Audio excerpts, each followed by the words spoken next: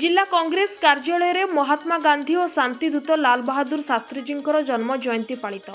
गजपति जिला पारलाखेमुंडी स्थित जिला कांग्रेस कार्यालय रे आज अपराह्न 5टा समय 156तम महात्मा गांधी और 121तम शांतिदूत लाल बहादुर शास्त्री जी जन्म जयंती पालन करा जायछि।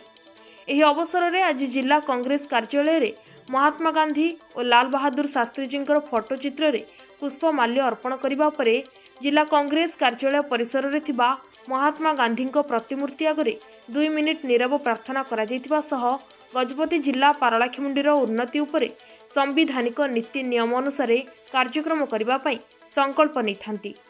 आजर कार्यक्रम रे सूर्यनारायण पात्र, संग्राम साहू, मुन्ना महारणा, निराकार पाणिग्राही, दंडचरण पंडा, राजा पात्र, कुन्नी पाल प्रमुख उपस्थित थिले।